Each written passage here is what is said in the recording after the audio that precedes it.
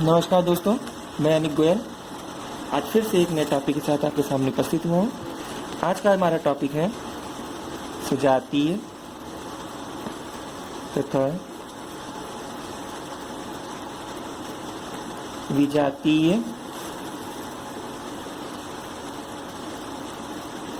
बीज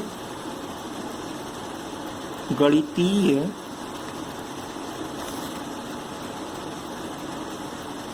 व्यंजकों का बोध। ठीक है दोस्तों, राशि और अचर राशि क्या होती है? सबसे पहले चर राशि लिख लेते हैं। ठीक है, चर संख्या या चर किसे कहते हैं? तो चर राशि लिख लेते हैं। चर किसे कहते हैं? ऐसी अक्षर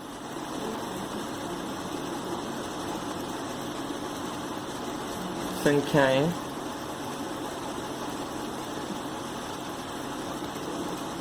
जिनका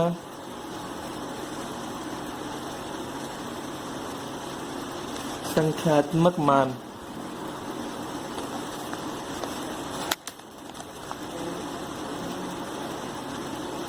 विभिन्न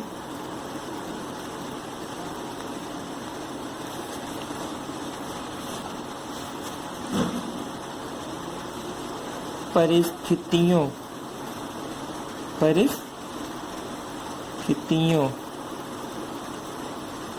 का रहता है। चर कहलाती है।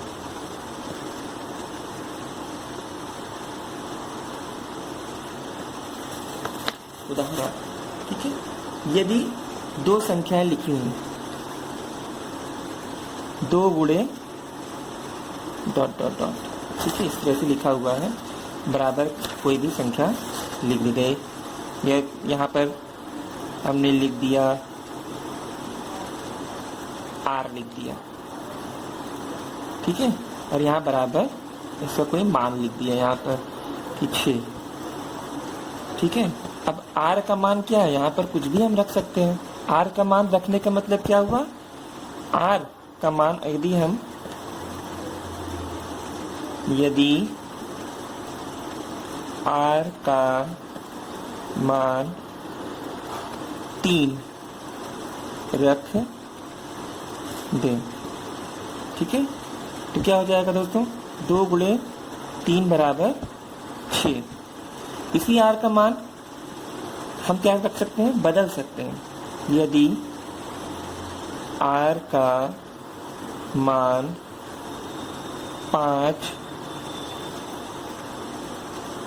रख दें, R का मान 5 रखने पर क्या हो जाएगा? 2 गुणे R बराबर, मान लीजिए 10 लिखा हुआ है, 2 गुणे 5 लिखेंगे, यहाँ पर 10 आ जाएगा।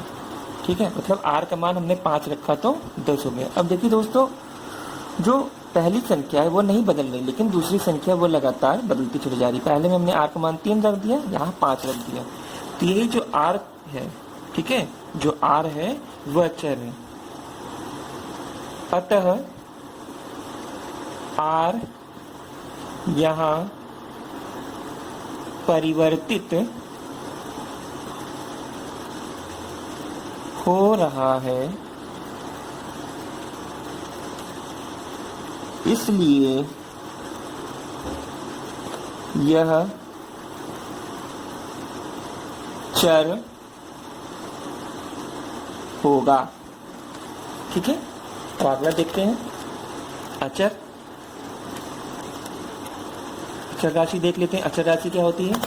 देखिए, ऐसी अक्षर संख्याएं, ऐसी अक्षर संख्याएं जिनका संख्यात्मक मान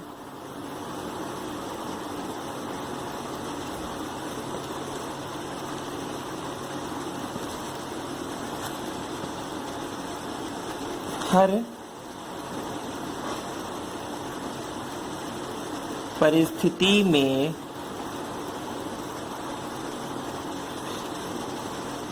अपरिवर्तित रहता है, अचर कहलाती है। ठीक है, ऐसी अक्षर संख्या है जिनका संख्यात्मक मान हर परिस्थिति में अपरिवर्तित रहता है, अचर कहलाती है। अब देखिए हम उदाहरण जो लेते हैं, ऊपर वाला ही उदाहरण फिर से लेते हैं। उदाहरण, ठीक है, उदाहरण में देखिए हमने लिखा 2 गुणे r बराबर 6 लिख दिया हमने, अर्थात 2 गुणे 3 बराबर 6 लिखा।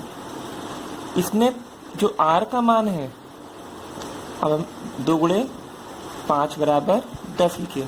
ऊपर वाले उदाहरण से ही हम आपका उदाहरण बता रहे हैं। r का मान 5 हो गया। अब r का मान बार बार परिवर्तित होता चला जा रहा है, ठीक है, लेकिन जो पहला मान है ये 2, ये अपरिवर्तित है। ठीक है, इसलिए यहाँ पर अचर जो होगा वो 2 हो जाएगा। यहाँ लिख लेंगे, अतः 2 यहाँ अपरिवर्तित है, इसलिए यह अचर होगा। इन डालते हैं सजातीय व्यंजक। ठीक है, सजातीय व्यंजक। सजातीय व्यंजक में देखिए दोस्तों क्या होता है, एक ऐसा बहुपद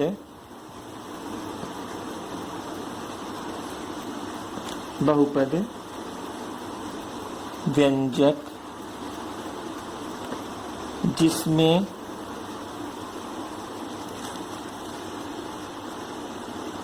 केवल एक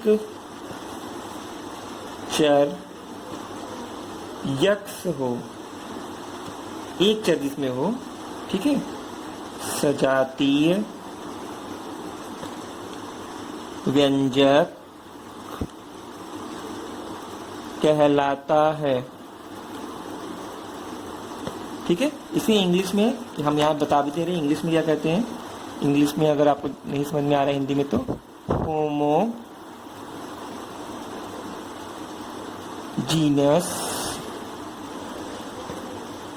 एक्सप्रेशन।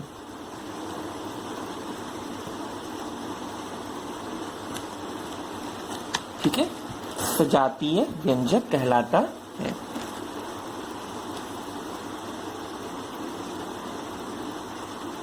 ऐसे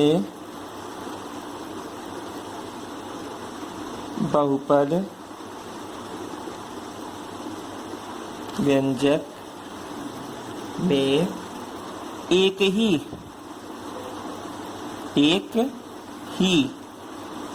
चर होता है। ठीक है, एक ही चर होता है। जैसे 5x² 3x - 7 बराबर 0। अब यहाँ पर क्या है, एक ही चर दिया हुआ है, यही इसका उदाहरण हो गया। ठीक है दोस्तों, अब देखिए इसके अलावा और उदाहरण भी देख लेते हैं। जैसे यहाँ पर दिया गया है, आगे भी देख लेते हैं, सजातीय पद भी क्या होता है। मतलब एक शब्द आता है सजातीय पद, आगे एक लाइन और लिख लेते हैं हम। जिन पदों के बीजीय गुणांक यानी बीजगणितीय गुणांक वही जो संख्याएं और जो चर और अचर उसमें लिखे हुए हैं, गुणांक आपस में समान होते हैं, उन्हें सजातीय पद कहते हैं। ठीक है, यद्यपि आगे एक और लाइन लिख देते हैं, थोड़ा जगह कम है। यद्यपि उनके संख्यात्मक गुणांक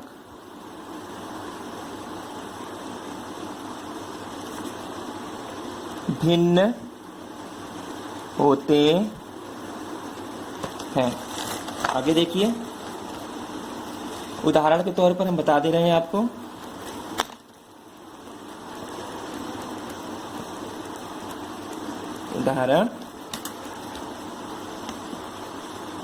उदाहरण में देखिए, 5xy तथा -3xy। ठीक है, ये कैसे पद है? सजातीय पद।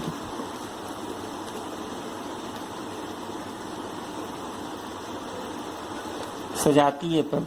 ठीक है, 5xy और -3xy क्यों सजातीय पद है? क्योंकि इसमें जो चर है, ये बीज गणितीय गुणांक है। ठीक है, बीजीय गुणांक है, वह समान दिया हुआ है, इसलिए यह सजातीय पद है।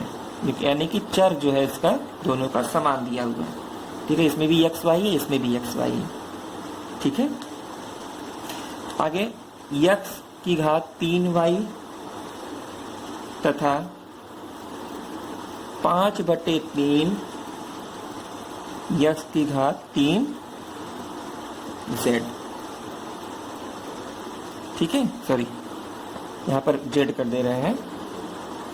x की घात 3z तथा 5/3 x की घात 3z। तो यह भी क्या हो गया? सजातीय पद है। ठीक है, लेकिन अगर अभी हम इसको बदल दें, ठीक है, जैसे विजातीय पद बताते हैं। विजातीय पद क्या होता है, तो अभी आपको क्लियर हो जाएगा इसके बारे में। अगला देखते हैं हम लोग, विजातीय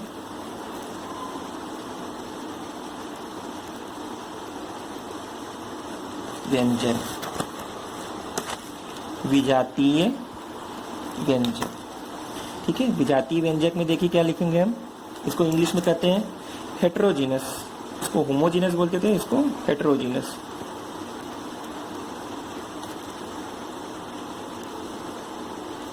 एक्सप्रेशन।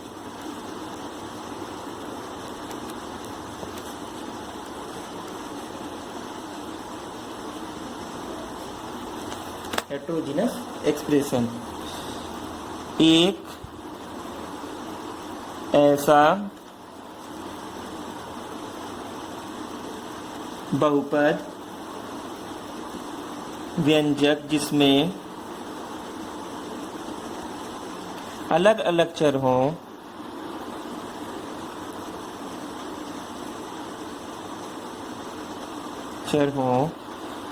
विजातीय व्यंजक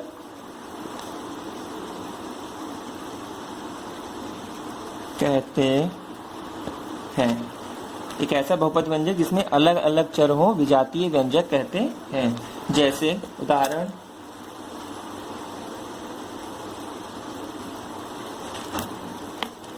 (9x + 7y) इसमें अलग अलग पद है। 9x अलग है और 7y अलग है। उसी तरह से और भी उदाहरण भी देख सकते हैं। जैसे यहाँ पर दिया हुआ है 5x² तथा -3x²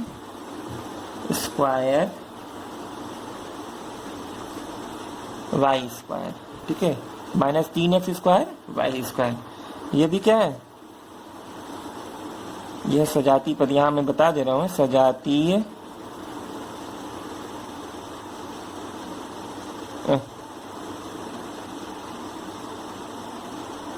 विजातीय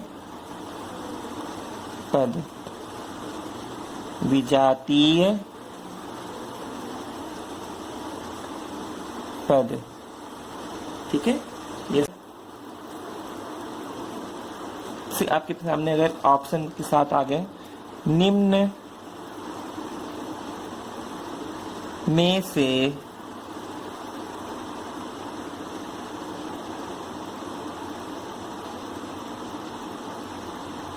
कौन से युग्म सजातीय पद के हैं। तो यहाँ पर पहला जो लिखेंगे, प्रश्न लिख दे रहे हैं 5x तथा 6x। दूसरा लिखते हैं 18x स्क्वायर y तथा 18y स्क्वायर। और तीसरा लिखते हैं 3ab तथा -4a। ठीक है, ये दिया हुआ है आपके सामने।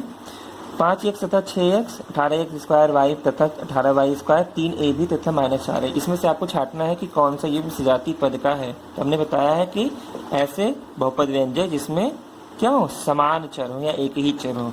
तो आप देख रहे हैं कि इनमें समान चर नहीं है, इसमें समान चर नहीं, इसमें समान चर नहीं है, लेकिन इसमें समान चर दिया हुआ है। ठीक है, तो यहाँ पर क्या हो जाएगा, पहला सजातीय पद होगा। ठीक है, तो पहला बीजीय व्यंजक।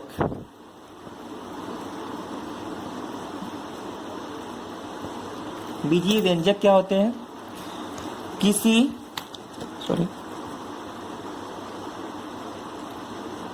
अक्षर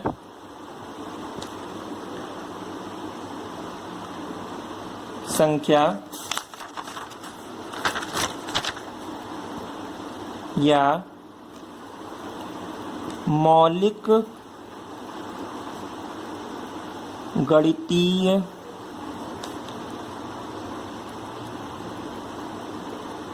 संक्रियाओं से युक्त अक्षर संख्याओं के समूह को बीजीय व्यंजक कहते हैं। किसी अक्षर संख्या या मौलिक गणितीय संक्रियाओं से युक्त अक्षर संख्याओं के समूह को बीजीय व्यंजक कहते हैं। ठीक है दोस्तों, आगे देखिए। अब इसका उदाहरण देख लेते हैं कैसे है, कैसे हम कहेंगे कि यह एक बीजीय व्यंजक है युक्त अक्षरों को। y - 5, ठीक है, x + y। ठीक है, ये सभी क्या है आपके बीजीय व्यंजक है। ये सभी बीजीय व्यंजक है। ठीक है, ये सभी बीजीय व्यंजक है। कोई भी आप ले लीजिए, अगर आप 5x + 8 भी लिख दे रहे हैं तो ये भी आपका बीजीय व्यंजक में ही आएगा। ठीक है, ये भी आपका बीजीय व्यंजक में ही आएगा। ठीक है, आगे बढ़ते हैं। अक्षर संख्याओं की घात, कुछ बेसिक चीजें हैं वो भी जानते रहिए, उसके बाद हम इसका जोड़ और घटाना भी पढ़ाते हैं अभी। अक्षर संख्याओं की घात, जब किसी संख्या को स्वयं से बार बार गुणा करते हैं। ठीक है, जब किसी संख्या को स्वयं से, जब किसी संख्या को स्वयं से बार बार गुणा करते हैं तो उसके गुणनफल को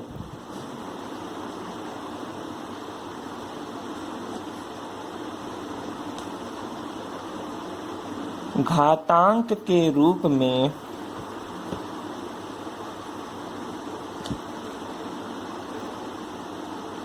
लिखते हैं।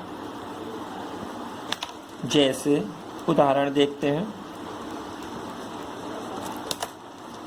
उदाहरण 3 गुणे 3 गुणे 3 गुणे 3, ठीक है, इस तरह से दिया हुआ है।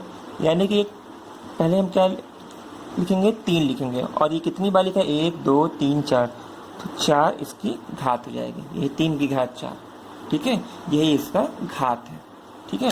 ये जो ऊपर लिखा है हमने, इसे ही हम घात कहेंगे, यही घात है, ठीक है। 4 इसकी घात हो गई है। कोई भी संख्या हम लेते हैं, उसकी संख्या के ऊपर जो संख्या लिखी होती है उसकी घात ही होती है, ठीक है। आगे बढ़ते हैं। बीजीय व्यंजकों के प्रकार।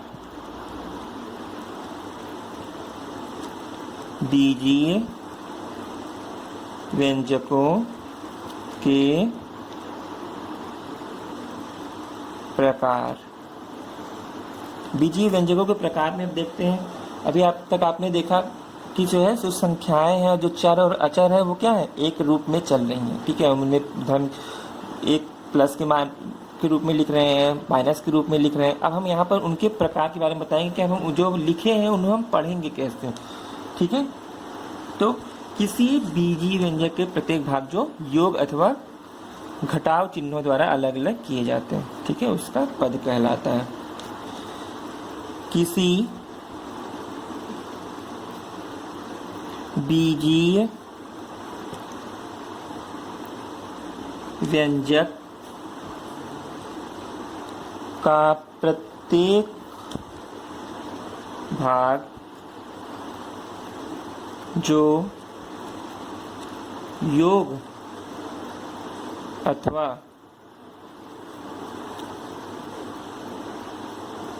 घटाव चिन्ह भी लगा दे रहे हैं,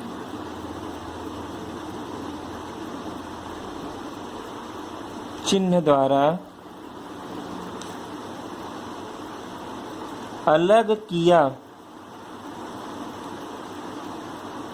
जा सकता है, उसका पद कहलाता है, ठीक है। अब वर्गीकरण कितने प्रकार के हैं, ठीक है, और इसी आधार पर हम उनका वर्गीकरण कर सकते हैं। इसी आधार पर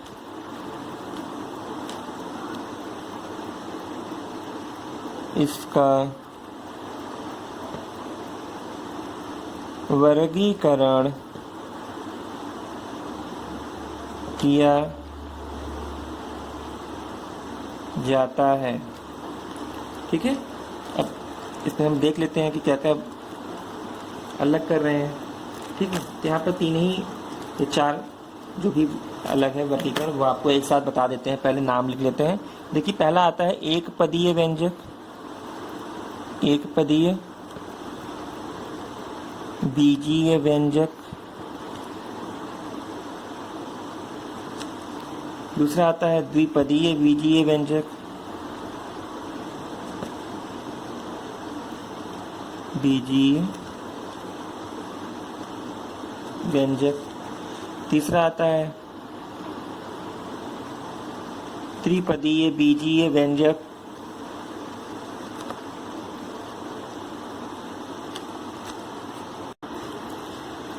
व्यंजक। अगला आता है आखिरी बहुपदीय बीजीय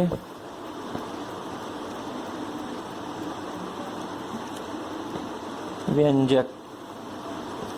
इसके उदाहरण भी इसी के सामने लिख दे रहे हैं दोस्तों, ताकि आपको आसानी से समझ में आ सके। सबके उदाहरण सामने लिख दे रहे हैं, ठीक है। जैसा कि नाम से ही स्पष्ट है आपके, जिस पद में एक पद जिस बीजी व्यंजक के पदों की संख्या जो होती है एक ही पद हो, जब बीजी व्यंजक में एक ही पद हो तो उसे एक पदी बीजी व्यंजक, जिसमें दो बीजी व्यंजक हो उसमें द्विपदी बीजी व्यंजक, ठीक है, और जिसमें 3 पद हो बीजी व्यंजक के वो त्रिपदी बीजी व्यंजक, और जिसमें बहुत से पद हो वो त्रिपदी बीजी व्यंजक होते हैं। सामने उदाहरण लिख दे रहे हैं जिससे उदाहरण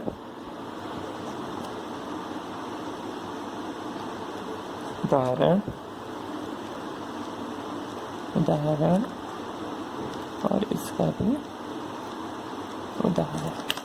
अब देखिए 3x दिया हुआ है, ये एक पदी बीजी व्यंजक है।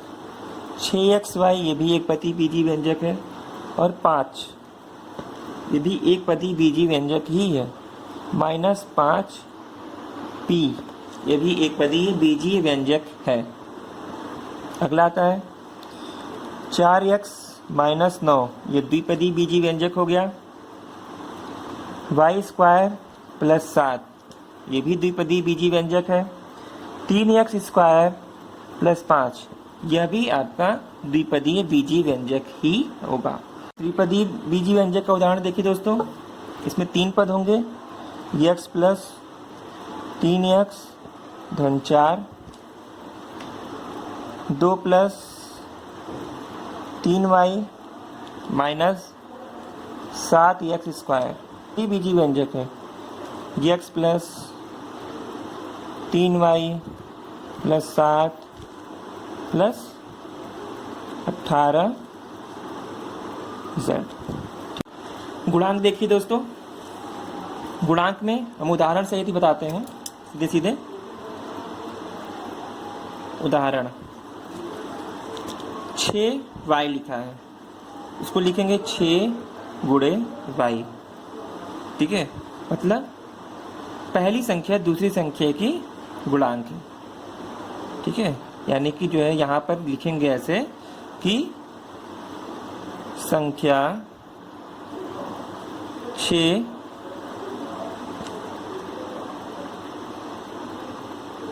y का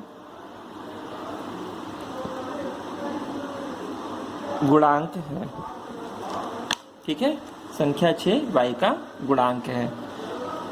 अब आइए कुछ उदाहरण भी देख लेते हैं, कुछ प्रश्न भी हम हल कर लेते हैं जो पिछले सब बताया गया है उन्हीं के, ठीक है। प्रश्न उदाहरण के तौर पर हम देखते हैं, जैसे दिया हुआ है, एक प्रश्न दिया हुआ है,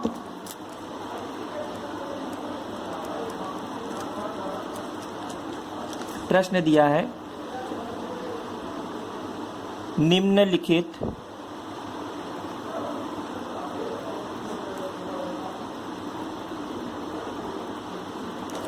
व्यंजकों में एक पदीय,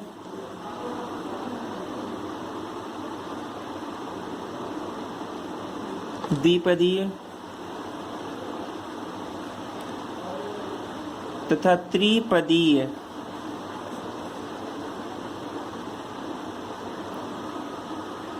व्यंजकों को छांटिए, ठीक है। ये आपका प्रश्न दिया हुआ है और यहाँ पर संख्या दी गई है, ऊपर यहाँ पर संख्या दे दी गई है 5x धन 3, 4x, 2x² + 7x धन 3, ठीक है, -5ab 7x - 5 और 3x² + 8x + 7, ठीक है, इस तरह से दिया हुआ है। पदीय व्यंजक, ठीक है, जितने एक पदी व्यंजक एक जगह लिख लेंगे। द्विपदीय व्यंजक, त्रिपदीय व्यंजक, ठीक है, अब एक पदीय व्यंजक देखिए कौन से होंगे, जिसमें एक पद है, जैसे 4x एक पदीय व्यंजक हो गया, और -5ab ये भी एक पदीय व्यंजक हो गया। द्विपदीय व्यंजक में कौन कौन से हो जाएंगे देखिए, जिसमें दो पदी हैं, जैसे 5x धन 3 और 7x -5, ठीक है। और उसके बाद त्रिपदीय व्यंजक में कौन कौन से आ जाएंगे, 2x² + 7x + 3, और दूसरा आ जाएगा 3x² + 8x + 7। अगला टॉपिक है हमारा बीजगणितीय व्यंजकों का जोड़ तथा घटाना, कि हम बीजगणितीय व्यंजकों को जोड़े और घटाएंगे कैसे। तो शुरू करते हैं उदाहरण से।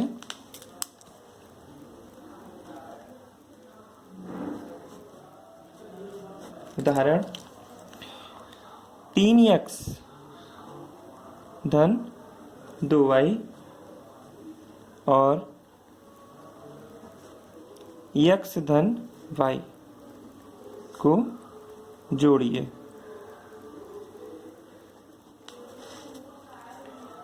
तीन एक्स धन 2y plus x plus y, ठीक है। इसका हल कर रहे हैं हम।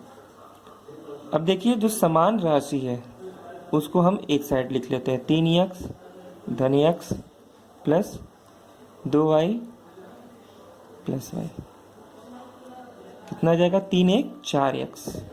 यहाँ पर कोई भी संख्या नहीं लिखी है, इसका मतलब यहाँ पर एक लिखा हुआ है, ठीक है, हम ये मान लेते हैं। तो ये 4x हो गया प्लस 2y और 1y 3y, यही आंसर हो गया इसका दोस्तों, ठीक है। अब देखिए एक उदाहरण घटाने का देख लीजिए।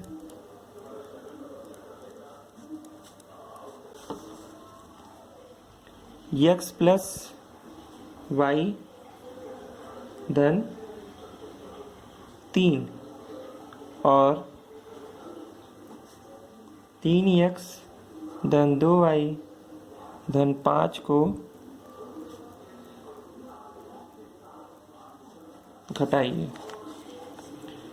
x प्लस y हल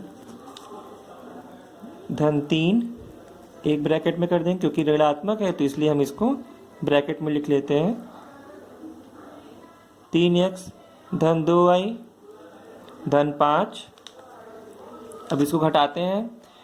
x धन y धन 3, ऋण है बाहर तो अंदर के सभी चिन्ह बदल दिए जाएंगे। 3x माइनस 2y माइनस 5, सभी जितने भी समान चर राशि वाले हैं, समान राशि वाले एक चर के पद, सभी पद एक साथ लिखे जाएंगे, समान पद एक साथ आ जाते हैं। तो हम लिखते हैं x minus 3x plus y minus 2y plus 3 minus 5। अब देखिए x माइनस 3x दिया है तो -3 बड़ा है यहाँ पे, तो माइनस का चिन्ह लगेगा, ठीक है दोस्तों। -3 और 1x यानी कि 2x हो जाएगा। फिर यहाँ भी माइनस होगा क्योंकि यहाँ पर 2 का चिन्ह बढ़ा हुआ है माइनस का, माइनस y 2y और 1y तो हो जाएगा y, और फिर माइनस ये भी माइनस में आ जाएगा, 5 में से 3 गए 2, ठीक है, तो -2, यही इसका आंसर हो जाएगा दोस्तों। तीसरा उदाहरण देख लीजिए। x प्लस 7 बराबर 15 दिया हुआ है, तो इसमें x का मान निकालने के लिए पूछ दिया। मान लीजिए तो कैसे निकालेंगे, x बराबर 15 माइनस 7 कितना आ गया 8, ये इसका आंसर हो गया, ठीक है दोस्तों। उदाहरण एक देख लेते हैं। दिया है 5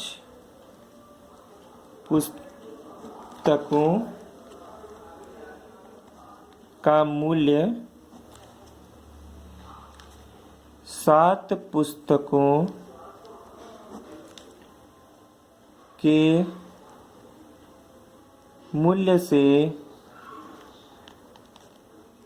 14 रुपये कम है एक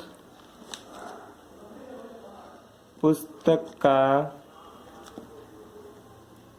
मूल्य ज्ञात करिए। तो 5 पुस्तकों का मूल्य 7 पुस्तकों के मूल्य से 14 रुपये कम है। तो इसको कैसे लगाएंगे, हल करते हैं इसको दोस्तों। दिया हुआ है, पहले मान लेते हैं। क्या मानेंगे, माना एक पुस्तक का मूल्य बराबर, एक पुस्तक का मूल्य, 5 पुस्तकों का मूल्य कितना दिया हुआ, 7 पुस्तकों के मूल्य से 14 रुपये कम है। ठीक है, तो एक पुस्तक का मूल्य कितना मान लेंगे, यक्स रुपये। एक पुस्तक का मूल्य यक्स रुपये मान लेंगे। तो अतः 5 पुस्तक का मूल्य 5x, अतः 7 पुस्तकों का मूल्य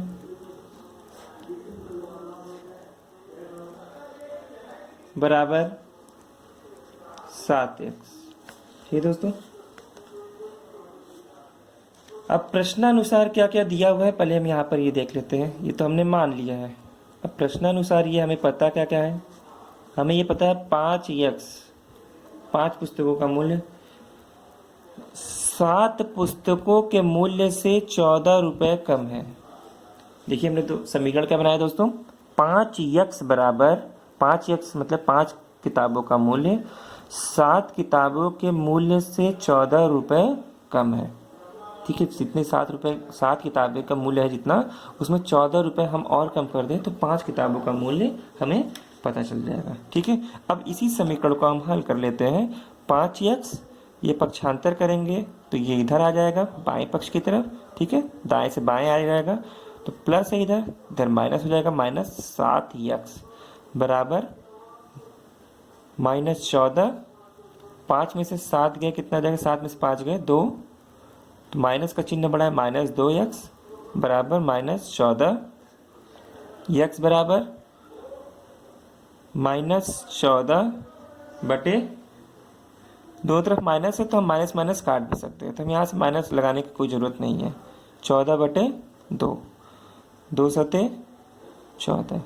ठीक है, समान चिन्ह दिए हुए हैं तो हम उसे क्रॉस कर सकते हैं। ठीक है, x बराबर कितना आ जाएगा, 7।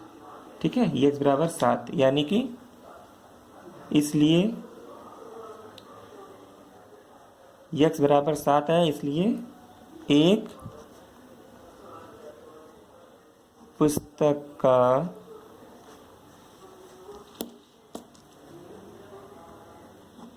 मूल्य 7 रुपये है। ठीक है, 5वां। बहुत से ऐसे उदाहरण हैं इसमें समीकरण वाले क्वेश्चन में दोस्तों, देखते रहिएगा। जैसे दूसरा है, मोहन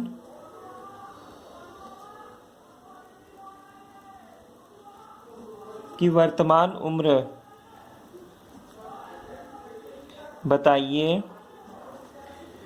यदि वह 10 वर्ष पहले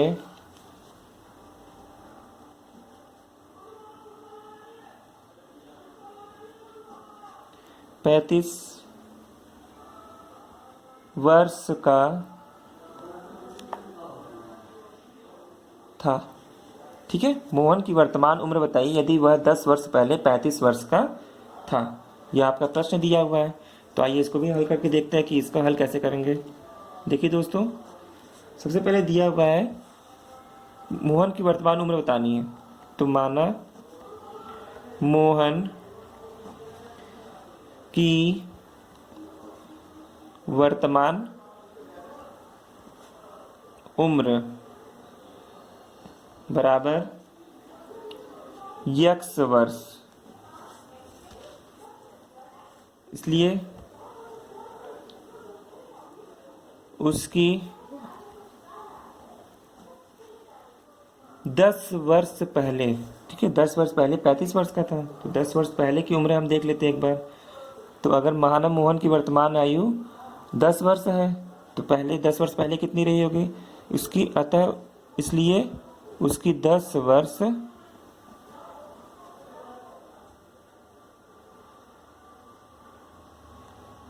पहले की उम्र बराबर x माइनस 10 वर्ष। ठीक है, ये पहले की उम्र दिया हुआ है। अब प्रश्नानुसार हम इसको कैसे सॉल्व करेंगे इसे भी देख लीजिए। जो जो हमें मिला दिया गया था या हमने जो लिखा था यहाँ पर लिख दिया है, जो जो हमें पता था। ठीक है, प्रश्नानुसार क्या क्या पता है देखिए। प्रश्न के अनुसार बोल रहा है कि x माइनस 10 यानी कि जो 10 वर्ष पहले उम्र थी मोहन की, x माइनस 10, ठीक है, वो 35 वर्ष का था यहाँ पे। तो हम यहाँ लिख देंगे x माइनस 10 कितने की था, 35 वर्ष का। ठीक, तो x बराबर कितना हो जाएगा, 35। वर्तमान आयु पूछ रहा है, 10 वर्ष पहले की उम्र यदि 35 थी तो वर्तमान आयु कितनी है ये लगाना है। तो x माइनस 10 जब हम निकाल लेंगे तो x माइनस 10 बराबर 35 हो जाएगा। x बराबर 35, ये माइनस में इधर प्लस में हो जाएगा, 35 10 45, ठीक है, 45 वर्ष आ गया x बराबर। तो यहाँ लिखेंगे मोहन, यही इसका आंसर है। मोहन की वर्तमान आयु 45 वर्ष है। ठीक है दोस्तों, अगला देख लीजिए। आगे और भी प्रश्न। किसी संख्या के 3 गुने और 12 का योग 72 है, संख्या ज्ञात करें। तो माना अज्ञात संख्या कितनी मान ली है, x, उसका 3 गुना है 3x और 3x धन 12। ठीक है, 3x धन 12 बराबर, प्रश्नानुसार हम ये लिखेंगे बराबर 72। तो 3x बराबर 72 माइनस 12, 3x बराबर 60, ठीक है, और x बराबर 60/3। ठीक है, कैसे हो रहा है, हम पहले ये धन 12 यहाँ पर लिखा हुआ है, ठीक है, हम इसे पक्षांतर करते हैं जब, तो 72 यहाँ पर चिन्ह 12 माइनस लग जाता है, ठीक है, माइनस हो जाता है ये। उसके बाद 3x इधर रहेगा समान तरीके से, ठीक है, 72 में से 12 घटाएंगे तो 60 आ जाएगा। उसके बाद x जब लिखेंगे, देखते हैं 3 और x के बीच में गुणा हो रहा है, ठीक है, तो जैसे ही इधर पे गुणा हो रहा है तो जब वो पक्षांतर होगा वो 3, तो इधर भाग आ जाएगा, ठीक है। और इस तरह से जब इसको काटेंगे तो 3 दूना 6 और ये 0, x बराबर 20। ठीक है, तो संख्या क्या आ गई आपकी, 20 आ गई।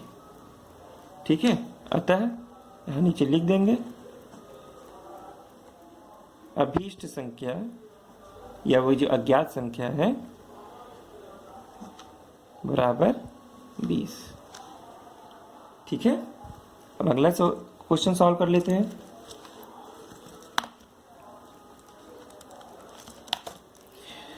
किसी संख्या के 1/4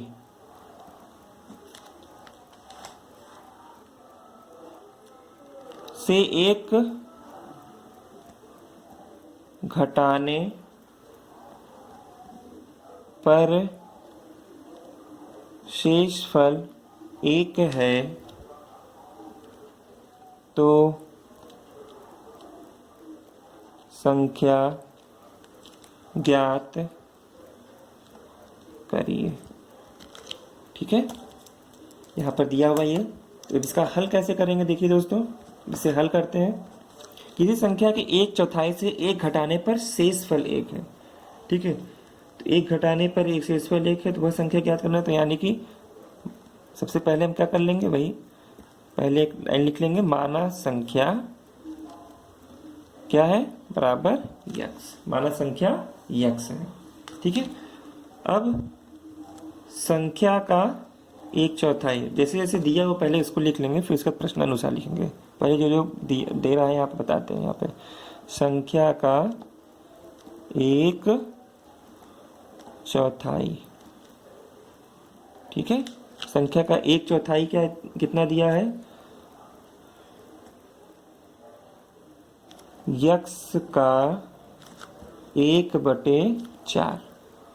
तो इसे क्या लिख सकते हैं, यक्स गुणे 1/4, यानी कि x/4, ठीक है।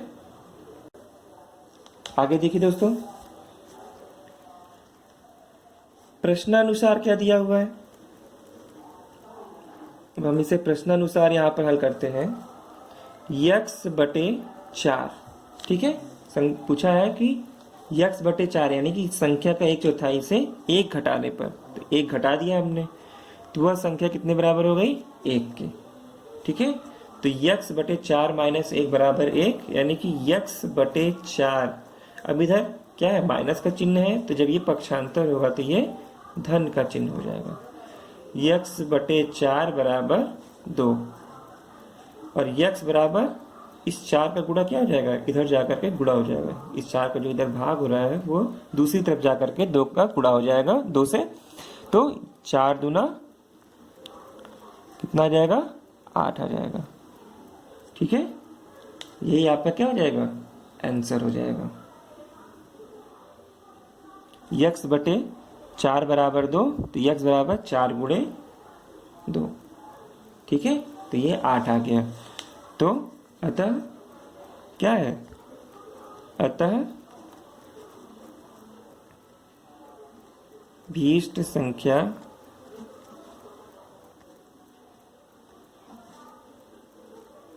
आठ है, ठीक है। अतः अभीष्ट संख्या 8 है। अब अगला देखिए दोस्तों,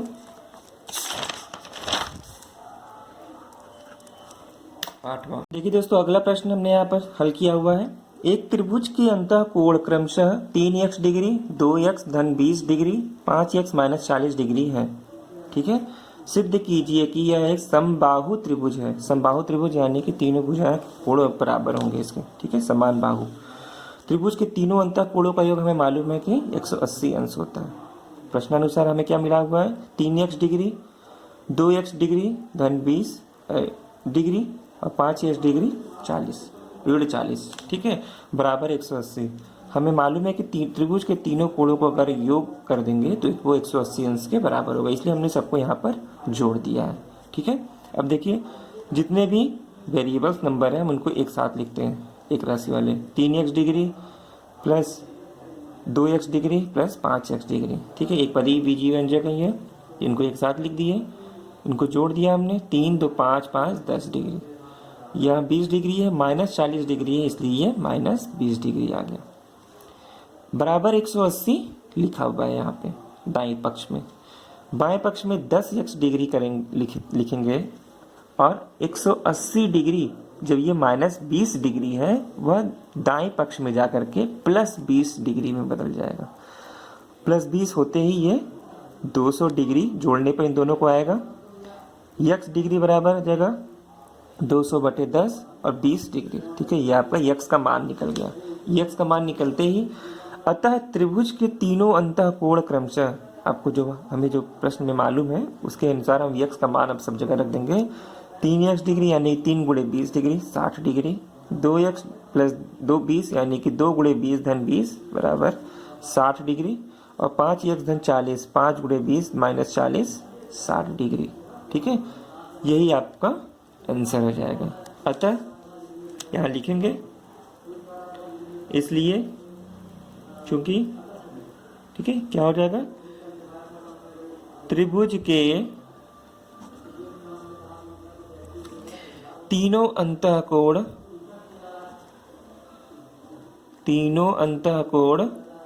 क्या हो गए हैं, बराबर हैं। अतः यह एक समबाहु त्रिभुज है। ठीक है दोस्तों,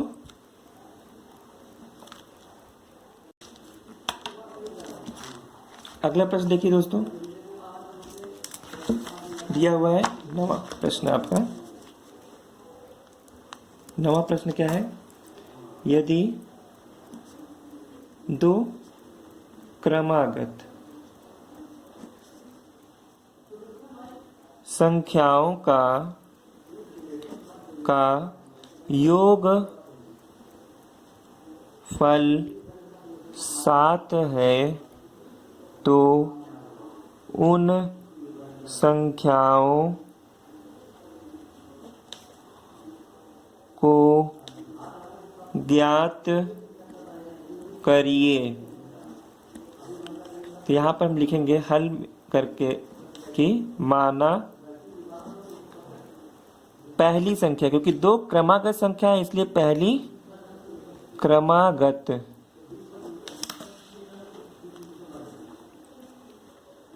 माना पहली क्रमागत संख्या बराबर कितना आ जाएगा आपका यक्स। पहली क्रमागत संख्या हम यक्स मान लेंगे। ठीक है, न सम दिया है न विषम दिया है, कोई भी ऐसी भाज्य कोई भी ऐसा कुछ नहीं लिखा है, सिर्फ लिखा है क्रमागत संख्या है। तो पहली क्रमागत संख्या यक्स मान लेंगे। दूसरी क्रमागत संख्या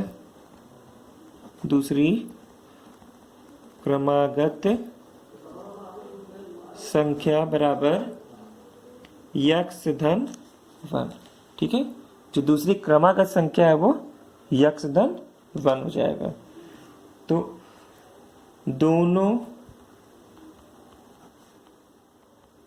क्रमागत, जैसे यहाँ पर दिया हुआ है प्रश्नानुसार, यहाँ पर दिया हुआ है आपका प्रश्नानुसार, यहाँ लिख दे रहे हैं प्रश्नानुसार, दोनों क्रमागत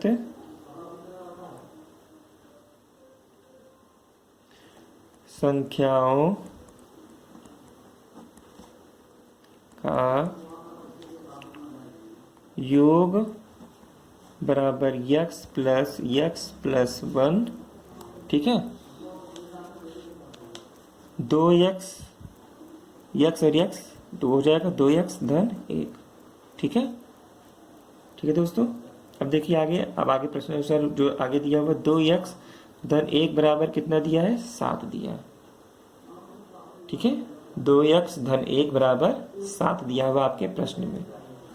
ठीक है, तो 2x बराबर हो जाएगा 7 माइनस 1, 2x बराबर हो जाएगा 6, x बराबर हो जाएगा 6 भागे 2 और 6 भागे 2 हो जाएगा, तो कितना आ जाएगा आपका 3, x बराबर 3 आ जाएगा। ठीक है, x बराबर 3 आ गया आपका। तो x का मान, 1 का मान तो आ गया, एक पहली संख्या मिल गई x। ठीक है, अतः पहली संख्या बराबर 3। ठीक है, दूसरी संख्या कितनी हो जाएगी, क्रमागत संख्या बराबर 3 यक्स धन 1, यानी कि 3 धन 1 बराबर 4। ठीक है, दूसरी संख्या जो हो जाएगी वो 4 हो जाएगी। तो 3 धन 4 बराबर 7। अतः हमारा जो क्वेश्चन का आंसर है वो सही है। ठीक है, अब अगला देख लीजिए।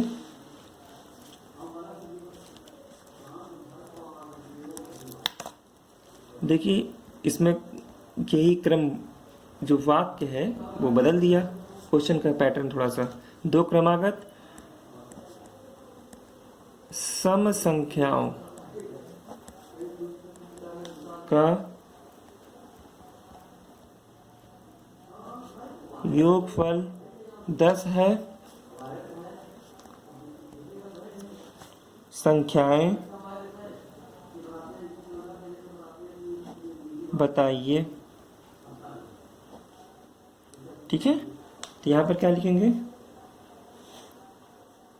संख्याएं बताइए पूछ रहा है यहाँ पे। तो माना, हल करते हैं यहाँ पे, माना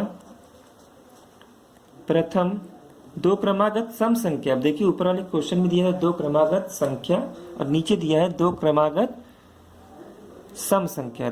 माना प्रथम सम संख्या बराबर 2x। सम संख्या क्या होती है? जिसका 2 से हम गुणा कर सकते हैं, ठीक है, जिनमें 2 से हम काट सकते हैं जिनको, तो 2x मान ले, ठीक है। प्रथम सम संख्या को 2x मानेंगे, यानी कि 2 लिखा रहेगा उसमें, ठीक। तो दूसरी संख्या क्या हो जाएगी? दूसरी सम संख्या 2x धन 2 हो जाएगी। मतलब दुगना के किसी संख्या के दुगने में 2 जोड़ दें तो दूसरी सम संख्या प्राप्त हो जाएगी। जैसे 2 कम 2 तो 2 दूनी 4, ठीक है। 2 1 कम 2 धन 2, इस तरह से किया हमने, तो 2x धन 2 हो गया। तो आ गया हमारा सम संख्या, दूसरी सम संख्या, ठीक है। अब घर पे इसे सॉल्व करिएगा। नहीं समझ में आएगा तो कमेंट बॉक्स में आप लिख सकते हैं कि हमें नहीं समझ में आया, हम इसे फिर से बता देंगे, ठीक है। अब दोनों क्रमागत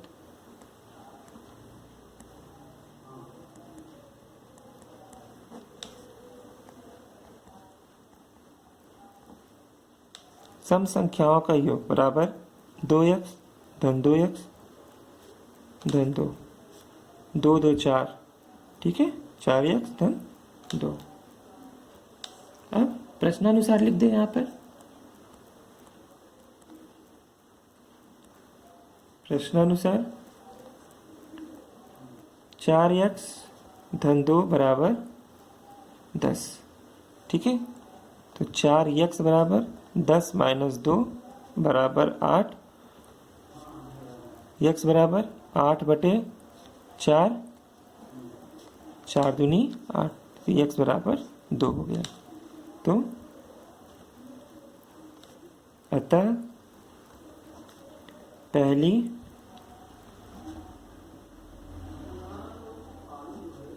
सम संख्या बराबर 2, दूसरी पहली सम संख्या कितनी है कि 2 गुणे 2 बराबर 4, ठीक है।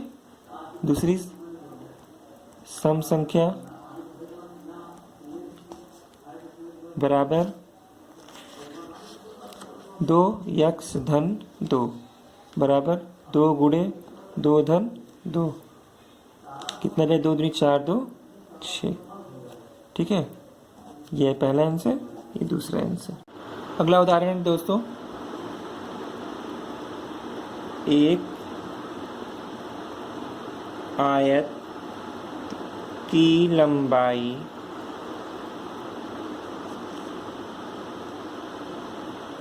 उसकी चौड़ाई से 5 सेंटीमीटर अधिक है यदि आयत का परिमाप 40 सेंटीमीटर हो तो इसकी लंबाई तथा चौड़ाई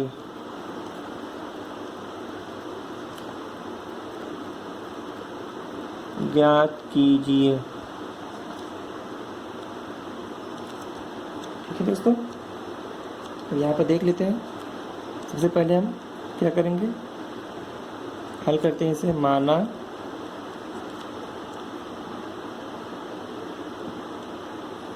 चौड़ाई बराबर x सेंटीमीटर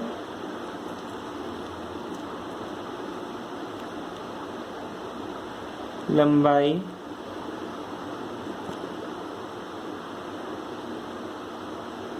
चौड़ाई से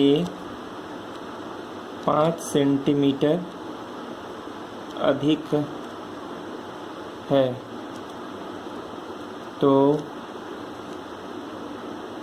लंबाई बराबर x प्लस 5 सेंटीमीटर। आगे देखिए दोस्तों, अतः आयत का परिमाप, ठीक है, आयत का परिमाप दिया हुआ है इसलिए आयत का परिमाप वाला फार्मूला ही यहाँ लगाएंगे। 2 गुणे लंबाई धन चौड़ाई। परिमाप दिया हुआ है 40 सेंटीमीटर, लंबाई हमने x प्लस 5 माना हुआ है और चौड़ाई x माना हुआ है। ठीक है, यहाँ पर हो जाएगा 2 गुणे x और x 2x प्लस 5, 2 दूनी 4, ब्रैकेट ओपन कर देंगे, 2 दूनी 4x धन 10, इधर 40 एज इट इज लिखा जाएगा। ठीक है, 4x इधर लिख देते हैं और 10 इधर ही डाल देते हैं। ठीक है, 4x बराबर 40 माइनस 10, जैसे जो इधर लिखेंगे इस तरह से लिखते हैं। 4x बराबर, इधर 10 दिया हुआ है, ठीक है, 40 इधर लिखा हुआ है, प्लस है तो इधर माइनस लिख देते हैं। इसी चीज़ को हम यहाँ इस तरह से लिख दे रहे हैं, 40 माइनस 10। ठीक है, ठीक है, तो 4x बराबर 40 माइनस 10 30। ठीक है, x बराबर 30 बटे 4, 2 15 हम 30, 2 दूनी 4, 15 बटे 2। x बराबर कितना आ गया, 15 बटे 2 सेंटीमीटर। ठीक है, 15 बटे 2 सेंटीमीटर ये लिख सकते हैं, या तो इसको 2 से अगर 15 में भाग देंगे तो 7.5 सेंटीमीटर भी आ सकता है। ठीक है, आयत की चौड़ाई बराबर 7.5 सेंटीमीटर, आयत की लंबाई बराबर x धन 5, तो 7.5 x का मान रख देंगे, प्लस 5 लिख देंगे, 7 5 12, 12.5 सेंटीमीटर। दोनों आपका क्या हो जाएगा, आंसर हो जाएगा। ठीक है दोस्तों, अगला प्रश्न देखते हैं। अगला प्रश्न देखिए दोस्तों, अब्दुल अपने पिता से 25 वर्ष छोटा है।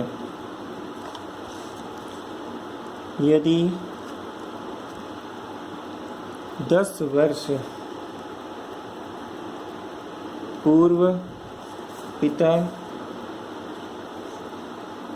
की उम्र अब्दुल की उम्र की 6 गुनी रही हो तो अब्दुल की वर्तमान उम्र क्या है। कि दोस्तों ये आपका प्रश्न है, इसका हल देख लेते हैं। हल कैसे करेंगे, देखिए हल कैसे करते हैं। देखिए जो दिया रहता है, जो पूछा रहता है, उसी को हम मानते हैं सबसे पहले। तो यहाँ मान लेते हैं, माना अब्दुल की उम्र निकाली, तो माना अब्दुल की उम्र बराबर x वर्ष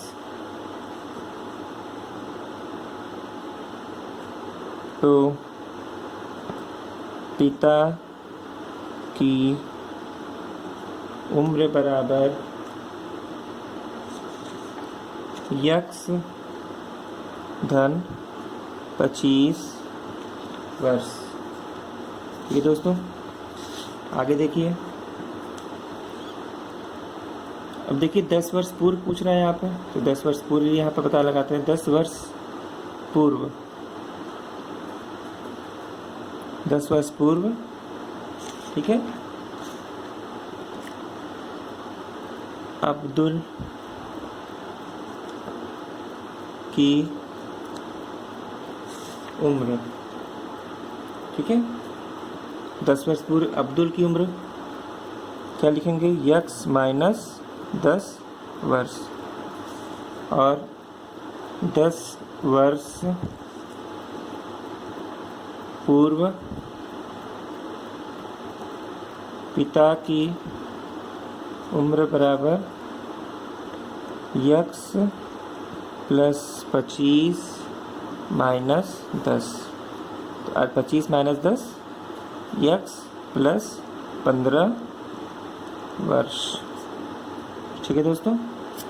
ये आ गई पिता और पुत्र की आयु हमें। अब प्रश्नानुसार क्या लिखेंगे, प्रश्नानुसार देखिए, प्रश्नानुसार इसमें दिया हुआ है, यदि 10 वर्ष पूर्व पिता की उम्र अब्दुल की उम्र की 6 गुनी है, ठीक है। 10 वर्ष पूर्व पिता की उम्र अब्दुल की उम्र की 6 गुनी है, तो इसका मतलब कि पिता की उम्र 6 गुनी थी, तो हम अब्दुल की उम्र क्या लिखेंगे, अब्दुल की उम्र यक्स माइनस 10, इसको 6 गुनी कर देंगे क्योंकि ये इसके पिता की उम्र 6 गुनी है, तो इसकी उम्र कर देंगे, और यक्स प्लस 15 बराबर लिख देंगे, ठीक है दोस्तों। अब इसको हल करते हैं। इसमें क्या आ जाएगा आपका, ये 6x माइनस 60 हो जाएगा, ब्रैकेट ओपन करते हैं, यक्स प्लस 15 हो जाएगा, 6x माइनस यक्स, और ये 15 प्लस 60 हो जाएगा, और यहाँ पर कितना आ जाएगा आपका 5x, और 60 15 कितना हो जाएगा 75 हो जाएगा, ठीक है। 5 से 75 को काटेंगे तो 15 आ जाएगा, 15 × 5 = 75, x बराबर 15 वर्ष, ठीक है। ये किसकी उम्र आ गई, अब्दुल की उम्र। देखिए दोस्तों कैसे सॉल्व किए, फिर से देख लीजिए एक बार। प्रश्नानुसार हमने लिखा 6 गुणे यक्स माइनस 10 बराबर यक्स प्लस 15, 6x माइनस 60 बराबर x plus 15, 6x minus x बराबर 15 प्लस 60, 5x बराबर 75, तो यक्स बराबर 15 वर्ष, ठीक है। 15 × 5 = 75, ये कट गया आपका, ठीक है। यहाँ पर इसे समझने के लिए लिख दे रहे हैं, यक्स बराबर 75/5, ठीक है। इसे काटेंगे तो 15 आ जाएगा, ठीक है दोस्तों, 15 वर्ष, ठीक है। उम्मीद है कि आपको हमारा वीडियो अच्छा लगा होगा। आगे भी मैं ऐसे ही वीडियो बनाता रहूँगा। आपका दिन शुभ हो।